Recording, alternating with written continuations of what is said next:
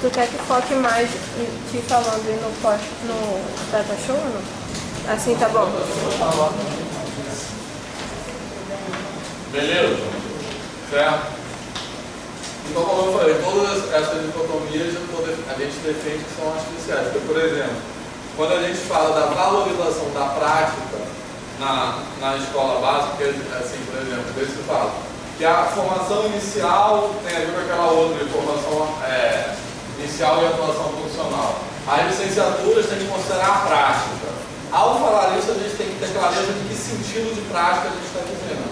Que não é uma prática oposta ou dicotômica em relação à teoria, ou seja, como se a atuação do professor na educação básica fosse uma repetição de determinados procedimentos, nesse sentido, que é uma prática desprovida de reflexão.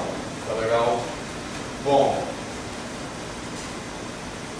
então, como eu falei no começo, uma questão que antecede essa, quando a gente tenta falar o que o professor tem que saber, ele tem que saber o que ele tem que saber para ensinar na educação básica, que escola e que matemática é essa, tá certo?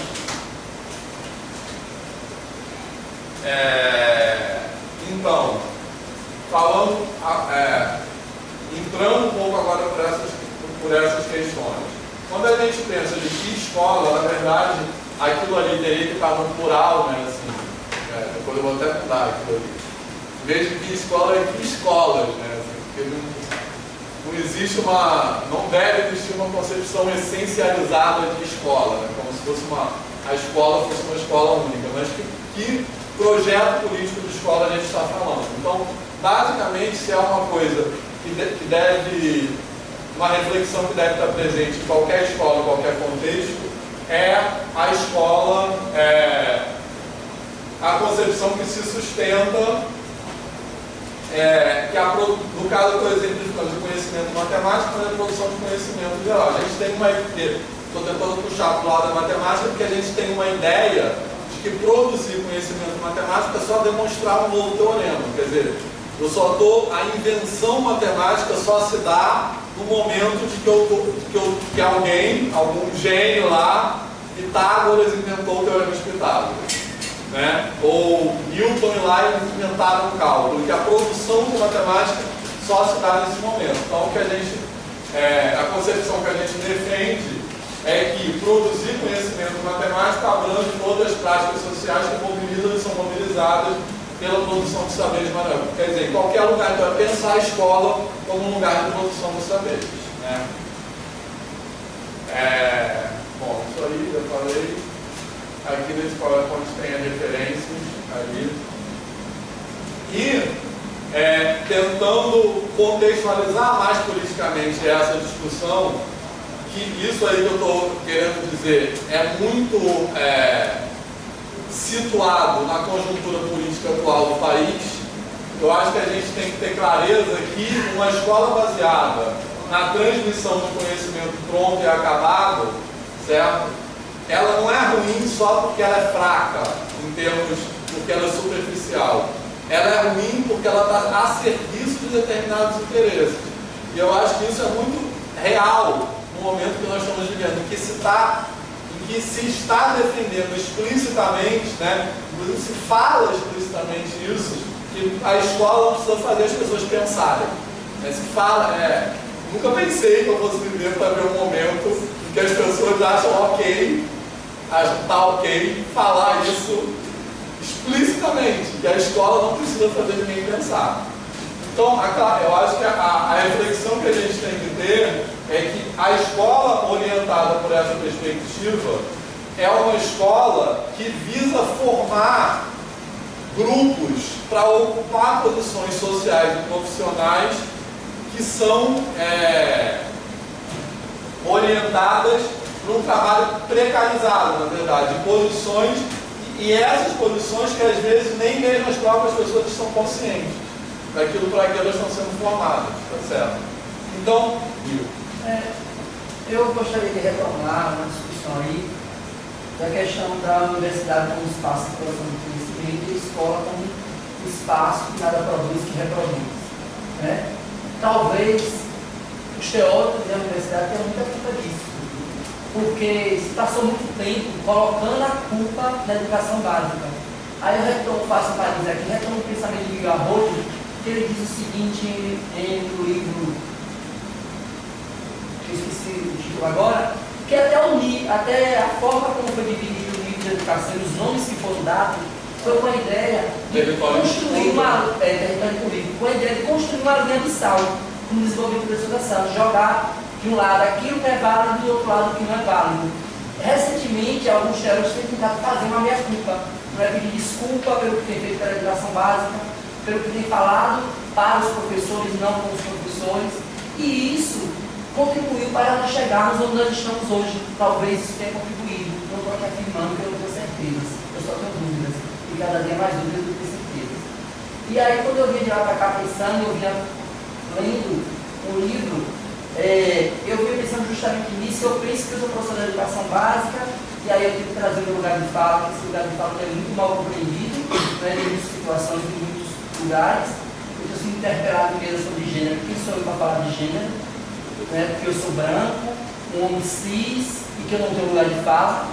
E aí eu perguntei recentemente o que foi que ela leu de Jane Gavin do lugar de fala, para ela entender que o lugar de fala é esse, que todo mundo tem seu lugar de fala. Talvez o meu lugar de fala não é o lugar de fala da pessoa negra, não é o lugar de fala dela é outro, cada um deve ter um lugar de fala. E aí eu lembro da situação dos professores que são meus colegas e que eu tive recentemente como secretário de Educação no município, e eu vejo isso nitidamente, essa dicotomia, que eles, de uma certa forma, se distanciaram de mim, eu não consigo mais conversar com eles, nem com eles, nem orar com eles. Professores da rede. Professores da rede, porque eles dizem que eu sou inteligente demais e que eles não compreendem o que eu falo. Eles já trabalharam com você? Já trabalharam comigo antes. E Quando um você dia, virou secretário para eu me tornei secretário de Educação, mas essa fala vinha depois do mestrado. E um dia minha mãe falou isso comigo. Né? Eu moro sozinho, minha mãe mora num povoado e ela saía para cumprir comigo. E aí ela parou de ir. E eu me inquietei, perguntei a ela, ela disse: meu filho, eu não entendo mais o que você fala. Eu não entendo mais o que você fala. E quando você fala? Porque ela chegava geralmente, eu estava no processo de estudo da dissertação, estava em cima de livro, no computador. E aí eu me perguntei, um dia eu me parei e me perguntei, o que é que eu tenho feito, o que é que a universidade tem feito com que eu me distancie daqueles que são meus. Aqueles que são meus não compreendem. E isso tem acontecido. O que a gente discute na universidade não tem chegado no que deveria chegar. Por exemplo, a gente vai no congresso desse da Ampeg, a gente vai encontrar quem lá? Quem vai estar nesse espaço? O que a gente precisa de perguntar é que essa pergunta que tu faz. É intencional esse espaço de privatização, esse espaço de alguém adentrar e outro não, isso é intencional, porque isso é uma disputa de poder. Eu estou na universidade onde tem professores que não entram na sala um do outro, porque existe uma disputa muito grande de linhas de pesquisa e aí eu converso com a minha orientadora e ela diz o seguinte: talvez um dia na vida eu tenha tido isso, mas hoje, faz 82 anos, todas as minhas realidades e tudo isso que eu compreendi, que hoje eu vejo que é errado, eu não posso contribuir mais com isso. E a gente tem que se perguntar, que lugar é esse que a gente tem ocupado? E o que é que a gente tem feito? A gente conseguir levar o professor doutor para fazer uma palestra numa jornada pedagógica é um rebolar. É um rebolar porque é uma fortuna que se cobra, os municípios não têm condições de pagar, e muitas vezes, na sua grande maioria, não generalizando pelo bom de generalização, porque o principal eu falei, toda generalização é genocídio, na sua grande maioria a gente não consegue. Eu levei uma pessoa daqui na jornada de 2018, que eu fiquei secretário até junho de 2018, quando eu pedi exoneração do cargo e vim para aqui para o Rio. Eu ia deixar o cargo de qualquer jeito, no final de 2018. Não era meu. Eu não tinha que compartilhar com um monte de coisas que eu não gostava. Aí eu levei uma pessoa daqui, da Universidade do Estado do Rio de Janeiro, da Unirio, e todo mundo perguntava como é que eu conseguia. Que eu consegui, porque eu tentei na UFBA, eu tentei na UNEB e não consegui levar ninguém. Universidades que estão dentro do Estado, que poderiam estar a serviço e não estão. E aí eu fiz essa fala lá com o secretário de Educação do Estado, que ele concordou comigo. Por que os cursos, quando a gente conseguia fechar, era tudo do Sul e Sudeste, ele não conseguia conseguia fechar com a nossa própria universidade. Porque a gente precisa pensar a serviço de que a gente se colocar, de como a gente tem construído essa formação. Quando a gente diz a formação de professor, será que a gente tem formado professor? Que identidade docente nós temos formado nos nossos professores, nos nossos colegas? A gente pergunta, você é o quê? Eu sou matemático, eu sou geógrafo, eu sou biólogo. Ninguém quer dizer que é professor. E aí Vera Pimenta pergunta,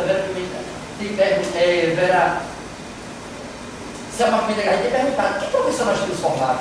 Nós temos formado identidade docente ou nós temos formado outras áreas e não temos formado professor? Tanto que nós somos uma das maiores categorias, não é? Segundo Bernadette Gatti, que é uma teórica que eu não gosto, que ela é muito culpada por essa divisão entre universidade e escola. Ela ainda hoje continua sustentando isso. Ela passou muito tempo dizendo que a professora de educação básica não sabia ensinar. Agora é o professor da universidade que não sabe ensinar, por isso que a professora de educação básica não sabe ensinar. Não é? Eu perguntei ela lá no Congresso de São Paulo em que lugar ela falava. E ela nunca esteve na educação básica. Então a gente fala da educação básica, forma o professor da educação básica, mas muitas vezes a gente desconhece o espaço da educação básica. Como eu disse a minha orientadora, eu disse, eu tinha 31 alunos no 6º ano. O que é lidar com 31 alunos no 6º ano ensinando ciências? Essa é a realidade. Então a gente tem que se perguntar a que serviço de que nós temos que nos colocar aqui, não é? E como a gente tem contribuído para esse processo de formação. Eu me pergunto constantemente, eu trabalho na rede particular e eu tinha muito cuidado do que eu precisava dizer. Porque se eu dissesse de alguma forma, no outro dia eu não pedia minha cabeça e a instituição me tirava. A rede particular e do ensino superior. Do ensino superior. E eu tenho um amigo que é Luiz, que trabalha comigo, e ele diz isso. A gente não vai deixar de dizer, a gente precisa saber como dizer. Porque o aluno vai lá e pede mesmo, a gente é retirado no outro dia. Então, quando a gente vai discutir informação, e eu estou discutindo só de tempo, desde a pesquisa da graduação, cultura do mestrado, da formação docente, eu me pergunto, que professor nós temos formado? Como nós temos formado? Se nós temos realmente contribuído para essa tomada de consciência, como diz Paulo Freire, do meu lugar no mundo com o mundo e com o outro. Eu não sei. Eu tenho me perguntado muito isso, porque eu converso às vezes muito com o Vitor, e eu percebo, ontem mesmo eu disse a um colega meu, mandei ele reler esse capítulo de Paulo Freire, por causa de uma colocação que ele falou dos alunos dele, no 4º ano. Eu perguntei como vai o ano letivo, ele falou uma barbaridade. Um dia desse eu vi uma colega da educação infantil, o que nós chamamos lá de prêmio no município, dizer, eu fiquei sem dormir, que nesses 3 e 4 anos, porque o relato que ela trazia de crianças de 3 e 4 anos, Fernando Beira-Mar, era um anjo de luz. E aí eu me pergunto, quem a gente tem formado? O professor sabe que vai para a escola pública, sabe o contexto que vai encontrar, e a gente odeia tanto o aluno da escola pública. Posso fazer só uma colocação rápida em relação ao que você falou, o que a gente tem feito? Eu tenho pensado, eu tenho feito essas perguntas no meu cotidiano, né? E eu acho que tem a ver com o Paulo Freire também, e tem a ver com essas dicotomias, no sentido de tentar diminuir os afastamentos com os colegas, com os alunos, com outros professores que estão formando a gente também. Então, eu acho que é mais fácil da gente diminuir o afastamento quando a gente está em posições privilegiadas. Então, acho que a gente tem uma responsabilidade muito grande, sobretudo quem é da área de matemática. Por exemplo, quando a gente está numa época de slogan, numa semana de ciência e tecnologia, a matemática está em tudo. E problematizar essas coisas. Você sabe que essa semana eu problematizei isso com uma professora de biologia. Eu falei, eu acho essa frase super arrogante. Ela, por quê? Aí eu falei, eu acho arrogante porque matemática está em tudo, filosofia está em tudo, história está em tudo. Essa frase matemática está em tudo, embora ela não diga isso assim, sintaticamente, mas tem subjacente a ela como se fosse uma suposição que a matemática é superior às outras disciplinas. A matemática tem tudo como assim, arte. E essa construção de subjetividade valida, por exemplo, eu tomar português e matemática como disciplinas e colocar as outras como competência que pode até tirar a disciplina. Então eu penso assim, se a gente é professor de matemática, eu acho que vale a gente problematizar essas ideias. Eu não acho a matemática mais importante que a sociologia. Se a gente está na universidade, cabe a gente chegar com humildade no colégio e não no sentido de lá no colégio falar o que o colégio tem que fazer. A gente da universidade tem tido essa inabilidade. A gente ficou muito tempo na escola tentando ensinar o que o professor tem que fazer na escola, sem nem entender qual o contexto daquele ensino. Então eu acho que isso perpassa no sentido de diminuir os afastamentos e, sobretudo, eu acho que a gente tem uma potencialidade de diminuir esses afastamentos quando a gente está em espaços privilegiados. E, de alguma forma, sendo professor de matemática no contexto atual e estando no ambiente acadêmico, eu acho sim que a gente pode fazer algumas coisas. Então, quando eu falei agora há pouco, já mais uma vez, que nessa disciplina, a minha ideia é que nós vamos interpelar os autores, a comunidade acadêmica que tem que falar de formação de professores, exatamente nesse sentido que o Emerson e o Nil falaram. Né? De que formação você está falando e de onde você fala dessa formação. Que formação é essa? E eu acho que uma questão muito importante nisso que o Nil, assim, só para complementar, porque não tem muito para falar hoje, que é assim, isso que o Nil denuncia dessa falta de responsabilidade social da universidade, da academia. A única coisa que eu quero acrescentar é que agora a academia está pagando o preço, né? Porque a academia ela tem sido não inclusiva, né? A escola pública, mesmo com a política de cotas, ela não é democrática, não é inclusiva, não é acolhedora, porque muitas vezes eu como professor, a minha experiência, eu vejo aqui os alunos cotistas entram aqui e não conseguem ficar. Não conseguem ficar, muitas vezes por condições materiais, que não tem dinheiro para pagar a passagem. E muitas vezes por condições subjetivas, porque eles não se identificam como sendo esse aqui o lugar deles. Certo? Ou seja, o ambiente acadêmico não tem sido inclusivo e acolhedor. E agora a gente está pagando preço para isso. Porque se as pessoas não encontram acolhimento na academia, na educação superior onde elas deveriam encontrar, onde é que elas vão buscar acolhimento? Eu acho que é isso que o fenômeno eleitoral que aconteceu esse ano, eu acho que é muito explicado por esse ano passado, eu acho que é muito explicado por isso. Agora, só retomando isso aqui, que eu acho que é importante, que é o seguinte, que ultimamente se defende uma escola baseada, até por exemplo, no Estado Novo Ensino Médio, esse novo, entre aspas, né? Não tem nada de novo. Essa ideia de ensino médio no qual matemática e português ocupam lugares privilegiados, mais uma vez, como se fossem disciplinas superiores das outras, essa defesa, ela está fundamentada numa defesa de que a matemática deve formar pessoas com conhecimentos, vamos dizer, pragmáticos, que possibilitem ocupar rapidamente posições de trabalho. Mas esse discurso, obviamente, é desonesto, porque é um discurso que esconde o fato de que essas posições de trabalho, para os quais é requerido um conhecimento mais tecnicista e pragmático, elas simplesmente deixarão de existir, né, em pouco tempo. Né? A gente está vivendo socialmente uma bifurcação no mundo do trabalho, que ou vão ter trabalhos super intelectualizados, digamos assim, ou vão ter trabalhos super subalternizados. Os trabalhos, vamos dizer, médios, vão deixar de existir, porque eles vão ser ocupados por máquinas. E outra coisa, não vai ter trabalho para todo mundo. A ideia de que todo mundo vai ter emprego é uma ilusão. Isso é claro, a população está crescendo, a população mundial está crescendo, exponencialmente, inclusive, e os postos de trabalho estão decrescendo. Isso é muito fácil de ver, eu acho. Assim. Basta você ir no ônibus e não tem mais trocador. No metrô, não tem mais, você compra o bilhete de metrô na máquina. Isso é muito fácil de ver. Então, é esse discurso de que você tem que formar pessoas para ocupar rapidamente que condições de trabalho são essas? Entendeu?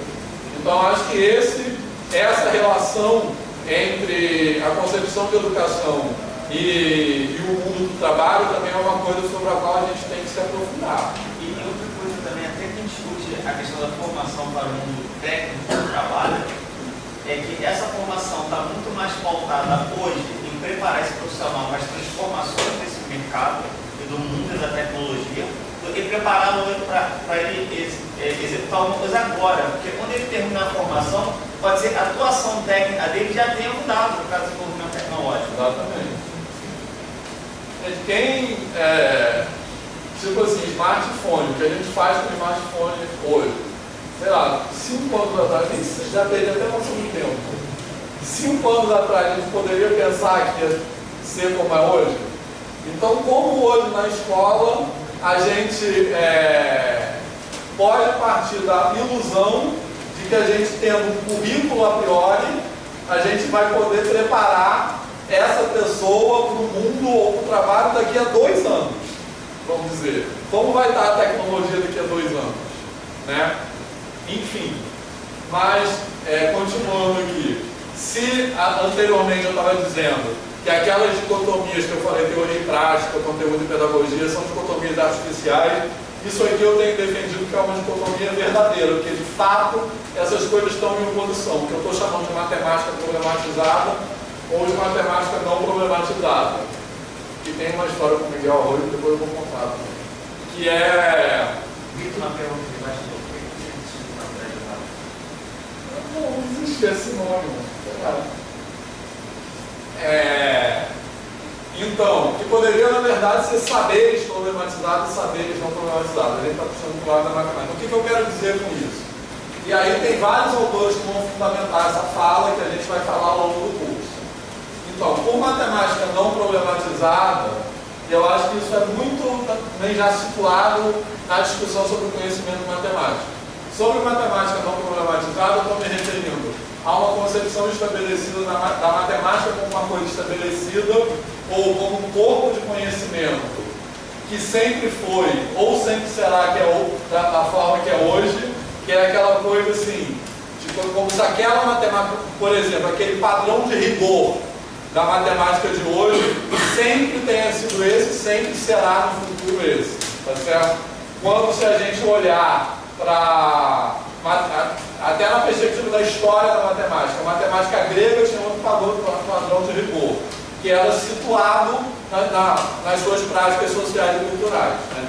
Então essa ideia de que eu estou chamando de matemática não problematizada é uma ideia de que a matemática sempre é e sempre será como é hoje. Ou a gente pode olhar em pontos da ética matemática também, por exemplo, né? Começar a colocar matemática no plural, como em outras línguas né? Em português eu preciso lá, entendeu? Em espanhol sempre se fala lá de matemática. Ou então, como uma coisa que evolui linearmente de um estado mais atrasado para um estado mais avançado, e esse desenvolvimento se dá por meio da inspiração isolada de gênios com talento inato. Então tem várias coisas aí, né? A ideia de que a matemática, por exemplo, a gente pensa, vamos dizer, na matemática mesopotâmia, na matemática babilônia, como uma versão primitiva da nossa matemática, né? Na verdade, a história das ciências clássicas tem difundido muito essa visão, né? de que as ciências do conhecimento se desenvolvem num estado mais atrasado e num estado mais evoluído, né? Quando as perspectivas teóricas mais recentes procuram olhar a produção científica e cultural de cada povo de forma situada e contextualizada nas suas próprias práticas, tá certo? Então, a gente vai pensar na matemática, por exemplo, uma coisa que se fala muito, que o conceito de número da matemática grega era um conceito de número primitivo em relação à matemática contemporânea. Por quê? Na matemática grega só se consideravam números naturais, né? Números de contagem. Não tinha frações, não tinha nada disso, tá certo? Para entender esse contexto, a gente tem que entender os objetivos daquelas práticas matemáticas, né? Então hoje se diz que houve uma crise na matemática grega. Essa crise da matemática grega, essa visão de que houve uma crítica na matemática grega, ela é produzida por uma visão anacrônica da matemática grega, ou seja, quando a gente tenta entender a matemática grega da perspectiva da nossa matemática ocidental contemporânea. Se a gente olhar da perspectiva da matemática grega, da própria matemática grega, não há qualquer indício histórico de que houve uma crise, que tenha havido qualquer crise, né? Quer dizer, ou seja, a gente é muito acostumado a quando olha outra cultura que é diferente da nossa, a gente automaticamente pensar ela como inferior em relação à nossa. Beleza? Eu gosto de citar também um exemplo disso que não é de matemática, que é uma fala que eu acho bem legal do Eduardo Ribeiro de Castro, que é um antropólogo aqui do Museu Nacional, que trabalha com povos indígenas no Brasil, e que ele tem eu vi uma vez uma fala dele que eu acho bem ilustrativo disso que eu estou querendo dizer, que é o seguinte, que o olhar branco em relação ao índio, obviamente quando eu falo em relação ao índio, eu estou sendo preconceituoso, porque não é o índio, são as culturas indígenas. Também não há uma homogeneidade entre as culturas indígenas. O olhar do branco em relação às culturas indígenas, diversas dessas culturas indígenas no Brasil, elas têm um olhar antropomórfico para a natureza, no sentido de que em diversas culturas indígenas, o rio é uma pessoa, a árvore é uma pessoa, a onça é uma pessoa, ou seja, ela antropomorfiza os entes da natureza. E o nosso olhar branco para essa visão de mundo indígena é um olhar como se aquilo fosse inferior, assim, que aquele povo que está olhando para a árvore achando que aquilo é uma pessoa. Mas que, na verdade, o que está o fundamento epistemológico disso é assim: quando o índio fala que o rio é uma pessoa, ou que a árvore é uma pessoa, o que ele quer dizer é o seguinte, tem muito a ver com o que o Paulo Freire fala nesse texto, porque ele quer dizer assim, na natureza, quer dizer, o homem, o ser humano, está para a natureza assim como o rio e a árvore e a onça estão para a natureza. Ou seja, eles estão no mesmo patamar, que é uma visão epistemológica, se eu puder falar isso, muito mais sofisticada que a nossa, que é uma crítica importante que o Paulo Freire fala. Essa visão do homem em oposição ao mundo, como se o homem estivesse fora da natureza, né? Então, essa visão indígena, essa visão que o branco tem do índio, que é uma visão de mundo diferente, automaticamente a rotula e a classifica como uma visão inferior, né? E esse rótulo, essa classificação, é importante dizer também que ele não é isento de intencionalidade política. É uma classificação, uma inferiorização que está a serviço da escravidão, dos interesses econômicos, da fala de que o índio não tem alma, etc. Tá certo? Eu queria só contribuir com a seguinte situação, a partir da fala do índio. Eu acho que tem um problema grande na construção que quem faz ciência. Eu acho que é um problema da hierarquia. Tem uma estrutura que funciona, né, que sempre nós temos que estar montando uma estrutura, principalmente a ideia, a dicotomia. Parece que quando a explicação antropológica do mundo aparece, ela vai sempre estar pautada numa situação de que tem que se existir sempre dois lados. O bem e o mal, o bom e o ruim, o Deus e o diabo, né? E essa dicotomia que acabou se transfigurando no mundo ocidental, acabou sendo que isso perdurou, né? O Bachelard até vai falar isso no texto dele, que ele problematiza essa questão metodológica, de que como a metodologia, né, vai estruturando dentro da universidade, e ele aponta como que o Francis Bacon vem trazer toda essa divisão do conhecimento, né? E hoje, sim, aí a pergunta é por que tem uma divisão hoje? Porque nós somos construídos a enxergar o mundo sempre dessa forma dicotômica. Sempre tem que ter isso. Não tem por que não existir isso. Por que não construir um universo onde você tem a vivência de conhecer as escolas, as culturas, as educações, as matemáticas. Né? E a gente está tão acostumado a ver o mundo por meio dessas lentes que estabelecem, que entendem o mundo a partir das dicotomias, que a gente nem considera a possibilidade de haver outras visões do mundo, ou outras visões do mundo a gente automaticamente coloca como inferiores.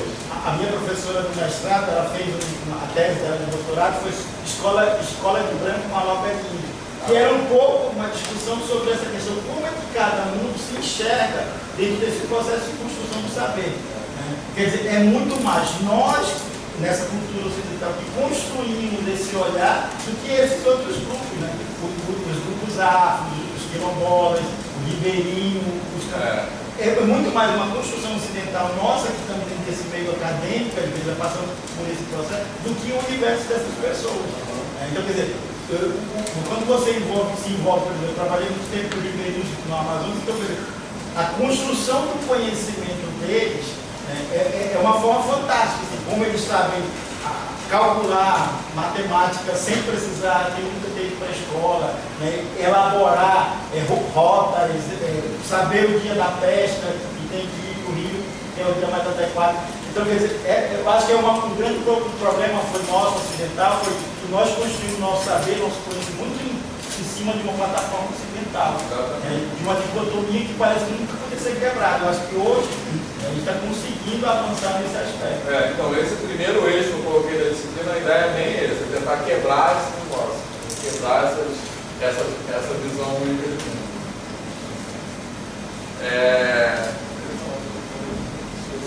Só completar uma questão, que o órgão que a gente colocou, ele é também hierarquizante. Esse, para mim, é um grande problema, né? Esse dia eu estava conversando, e aí, falando de senso comum, ciência, né? O que é o senso comum? O senso comum é um conhecimento que ainda não está provado, que ainda não está provado, ou seja, ele ainda não é ciência, né? Essa que é a concepção que a gente tem, né? Isso o entendimento ocidental e europeu de ciência é um entendimento superior. Exatamente. Eu estava conversando com uma pessoa especificamente, eu perguntei assim, você acha, aí eu coloquei nessas ideias de diferentes tipos de pensamento, senso comum, teológico, filosófico, científico, qual é superior? Nenhum. O que você acha então que o senso comum ainda não é? Ixi, não tinha pensado nisso, né? Porque se ele ainda não é, porque um dia ele quer ser, né? E ele não quer.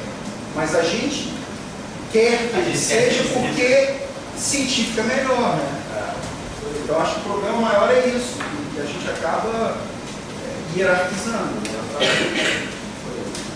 Só uma questão de ordem, assim, normalmente, como a aula tem 4 horas de duração, eu faço um intervalo. A gente pode só hoje não fazer. Porque, como foi a primeira aula, começou atrasado, teve. Ou porque. O que vocês acham? Pode falar na boa. Vocês querem muito que tenha tempo. Eu só preciso ir no banheiro. Tá. Fala, José. Tá. Pode se parar 5 minutos para o pessoal no banheiro lá. Deixa eu só fechar isso aqui, tá quase acabando. Mas tem que ser 5 minutos mesmo. Contadinhos, assim, não vai ser 6 minutos, vai ser 5. Tá? Olha só acabar isso aqui. Então, outra coisa importante disso aí, que da matemática não problematizada, é essa última frase, a ideia da inspiração isolada de gênios com talento inato, que é como se a matemática não fosse produzida socialmente. Já tem até uma frase do próprio Newton que problematiza isso, que ele fala, se eu olhei longe é porque eu me apoiei nos ombros gigantes, né, do Newton, quando ele inventa a mecânica clássica, ele fala isso. E essa visão, que é uma visão que é culturalmente estabelecida sobre a forma de produção de conhecimento matemático, que é assim, como se a gente vende uma ideia que da matemática que é heroicizada, centrada no indivíduo, que é como se fosse assim, teorema de Pitágoras. Pitágoras era um gênio, acordou um belo dia e falou, vou inventar o teorema de Pitágoras. Como se o teorema de Pitágoras tivesse todo um contexto, na verdade era conhecido desde os egípcios, dos babilônios, etc. Beleza? Né?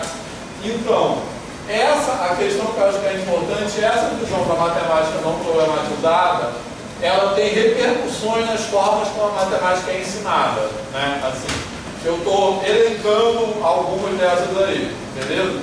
Que é tipo assim, a matemática é uma ciência do rigor, então o seu ensino deve ser rigoroso. Né? Que é aquela questão, na verdade a gente fala que o ensino da matemática, a matemática tem um padrão de rigor. Então isso repercute para o ensino tem que ser rigoroso. E ao repercutir, parece que esse rigoroso adquire até outros sentidos. Que é tipo assim, então como eu sou professor de matemática, eu tenho que ser mal, eu não posso deixar o aluno se conversar. Eu tenho que ser rigoroso, tem que ser duro, né? Que é isso aqui.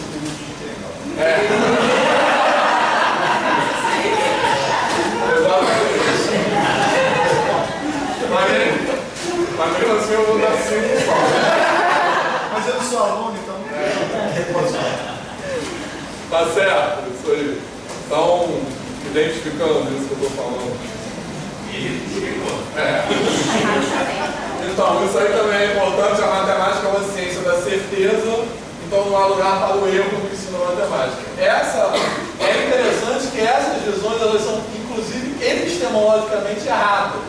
Tipo, quando você fala que a matemática, então, elas são epistemologicamente erradas, mesmo assim elas são transmitidas de alguma forma os paradigmas de ensino. Se a matemática, você dizer que a matemática é uma ciência da certeza, essa afirmação ela só se aplica se a gente considerar um retrato estático paralisado da matemática. Porque ela é uma ciência da certeza no momento que os seus teoremas estão organizados.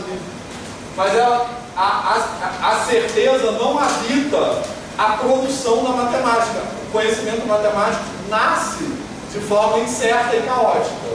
Ninguém, quer dizer, não é daquela maneira que eu falei, alguém acordou um dia e inventou um teorema. Tá certo? Então, a certeza não faz parte da matemática como uma produção, faz parte da matemática como um produto. Tá legal?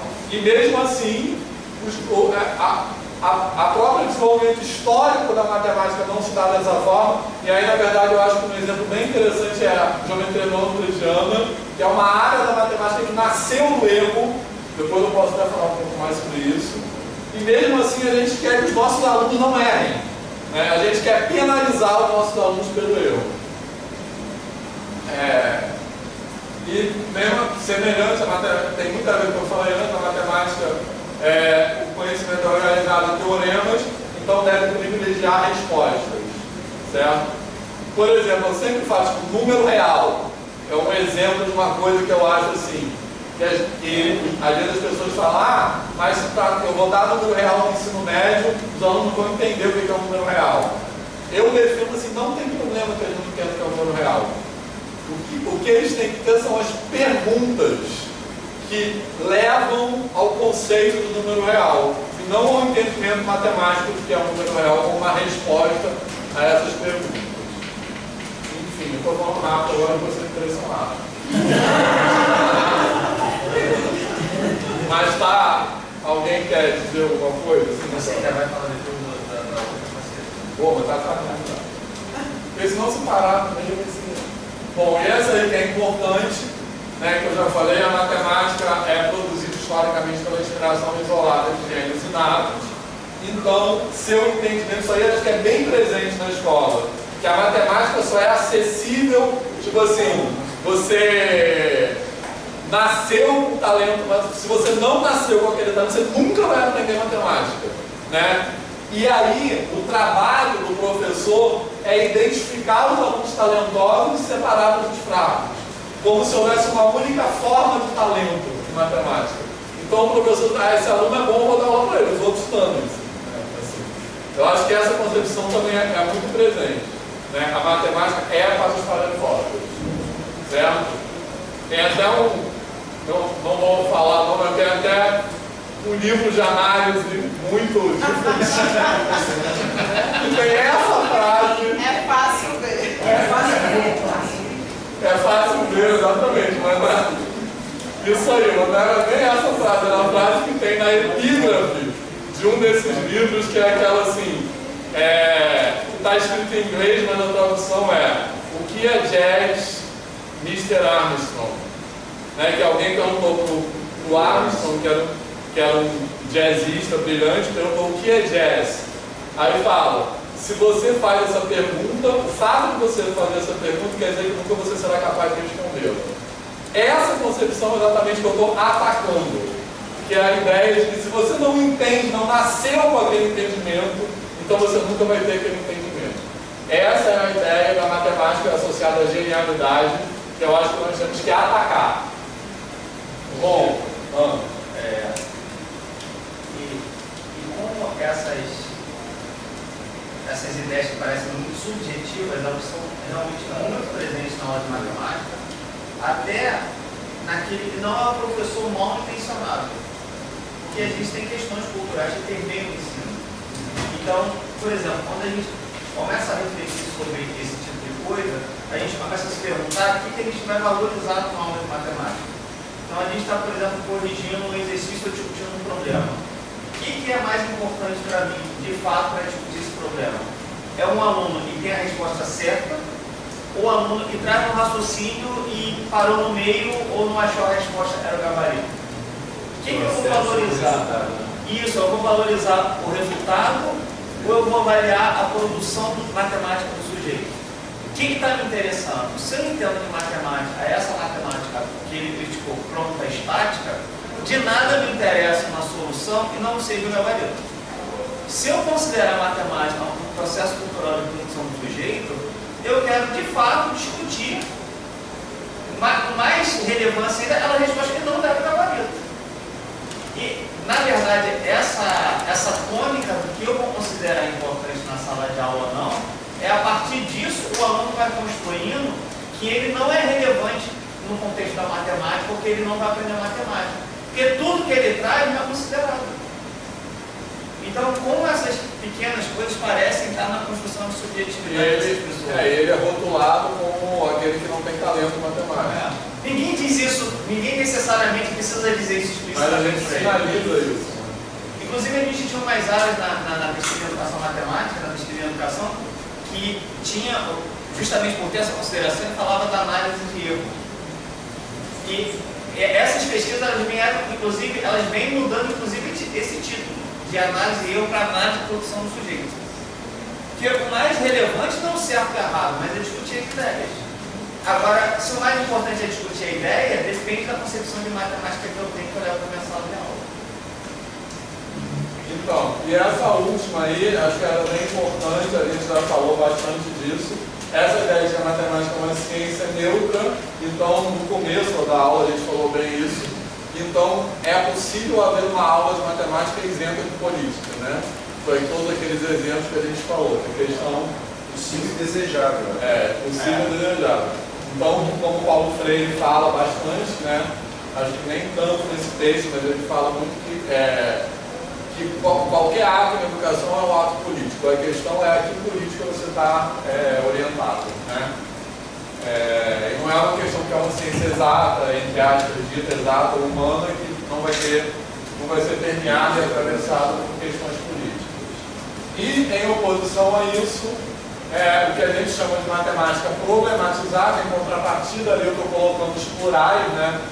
É uma concepção das matemáticas situadas, esqueci da concordância, em seus múltiplos contextos e práticas históricas e sociais de produção, né? Então, a gente olhar a matemática a partir dos seus processos de produção, tanto da perspectiva histórica, quanto da perspectiva das subjetividades, dos sentidos que são produzidos pelos sujeitos, por exemplo, no contexto de sala de aula, né? Então, essa é uma forma de abordar a matemática que privilegia os afetos e a produção de sentido, em lugar da exposição de fatos, procedimentos e informações, que é o que o Ellison falou. Quando a gente está dando aula, que afeto a gente está produzindo no aluno? Como é que a nossa aula afeta aquele aluno? No sentido de que tem muito a ver também com aquilo que eu falei, da genialidade, né? Como é que a gente sinaliza para aquele aluno que experiência ele vai ter com a matemática? Isso é uma relação de afeto, não é uma relação intelectual puramente, né? Certo? E as relações de afeto são, eu diria, muito mais determinantes para a aprendizagem que os aspectos, sei lá, cognitivos, se eu posso dizer assim, no sentido clássico da palavra. Tá certo? Então é isso aí que eu estou querendo chamar de matemática problematizada.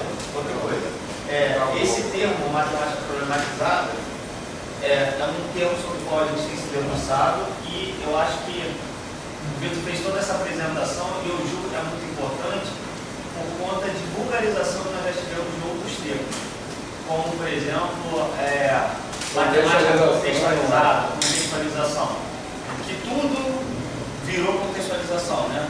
Ronaldinho chutou o gol, calculou o vértice da parábola para acertar no ângulo e fazer o gol. Um negócio assim, surreal.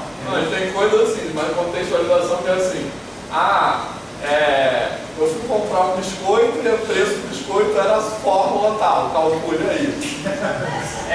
Não é brincadeira, tem isso mesmo. Teve uma prova também, o Joãozinho deu uma moeda 500 vezes, aí virou meme, aí Joãozinho é maluco, não sei o quê. Então, assim, a ideia que eu tenho entendido matemática problematizada e a abordagem problematizada é que é uma abordagem que tome como caminho metodológico aspectos epistêmicos. Então, é uma abordagem que vá refletir sobre o processo de desenvolvimento das ideias matemáticas, que muitas vezes tem um contexto real e algumas vezes não tem um contexto real. Então, essa coisa de matemática problematizada, para a gente não vulgarizar, e foi a vulgarização que se teve, com abordagem contextualizada. Às vezes, ao meu ver, o contexto está dentro da própria matemática, no processo de produção daqueles alunos ali. Agora, é claro, se eu tenho contextos reais que tem a ver com o cotidiano desse sujeito, eu acho que é muito importante que se faça essa exploração. Mas eu acho que nem sempre a finalidade é essa. Então, agora é o último slide, né, dessa apresentação, que eu acho que é uma observação que é bem importante, que existe também uma visão, assim, que eu estou dizendo assim, que você abordar a matemática de forma problematizada é como se isso implicasse num enfraquecimento ou numa superficialização do conteúdo, como se você estivesse dando menos conteúdo dessa maneira. Isso eu acho que é muito difundido, especialmente na educação matemática no ensino superior, que é assim, se você dá uma aula de matemática na universidade, diferente daquela definição, teorema, demonstração, ponto próximo, definição, teorema, demonstração, se você faz qualquer coisa que fuja desse roteiro, é como se você estivesse dando uma aula mais fraca, em algum sentido, né? Que a gente deve quando é que vai dar aula mesmo? Assim, é entendido que aula de matemática é aquilo. Na educação básica também, definição 500 exercícios. Se você foge daquilo, é como se você estivesse superficializando o conteúdo. E no nosso entendimento é ao contrário, né? Você entender a matemática a partir dos seus processos históricos e subjetivos de produção é um aprofundamento, é um mergulho no conteúdo, né? O conteúdo deveria ser isso, e não simplesmente a apresentação de fatos, de coisas, como se fosse né, a matemática fosse uma coleção de coisas, de fatos, beleza? Então, como o Ellison falou, acho que é importante, eu quis fazer essa pequena apresentação para dar uma ideia assim, mais tangível do que eu estou entendendo por ele. Ou seja, para a gente esse termo matemática problematizada tem um sentido específico que é esse. Tá legal? E última coisa mesmo, antes do intervalo, são esses três eixos sobre os quais a gente já falou. Um é espaço de resistência, matemática problematizada, e o terceiro, formação de professores. Né? Formação e práticas docentes para a matemática problematizada, que é como eu proponho costurar essa coisa. Uma vez que a gente tenha refletido sobre a produção de espaço de resistência e sobre matemática problematizada, então que formação de professores a gente tem que ter à luz disso aí, para o ensino de matemática de forma problematizada e que seja contextualizado em espaço de resistência. Então, o terceiro eixo é a formação em prática docente para uma matemática problematizada. E refletir como essa literatura de formação de professores está considerando essa ideia. Exatamente. Então, aí que eu estou falando de interpelar esses autores. A gente está falando muito da formação inicial dos professores. Eu acho que não necessariamente. A gente pode falar da formação continuada. Pode falar. É isso que eu queria saber, se a gente ia chegar nessa discussão. Vai chegar, porque a formação continuada, eu acho que é até mais difícil, não sei se é realmente, mas eu sinto ser mais difícil até do que a formação inicial do professor de matemática, aquele professor que já foi formado como nós, numa matemática mais pura, mais... Isso aí, ele já vem com aquela... E já tem os vícios, né? Então é mais complicado até. E na formação continuada, acho que é bem importante essa observação, porque ele já tem, muitas vezes ele se apropria dessas questões para se colocar num lugar de poder. Sim. E esse lugar de poder que o professor de matemática se apropria, muitas vezes é para, vamos dizer assim, esconder fragilidades. Né? Tipo assim, quando, vamos dizer, bem assim, quando o aluno faz uma pergunta, o professor fala, não, isso aí você vai aprender ano que vem. Muitas vezes não vai entender. Entendeu? Então, eu acho que a formação continuada ela tem isso, né? Então já está imbuído naquela cultura, mas eu acho que a gente vai, isso aí a minha ideia é discutir tudo, não é só a formação inicial não. Tá? Beleza, então agora 5 minutos. Então,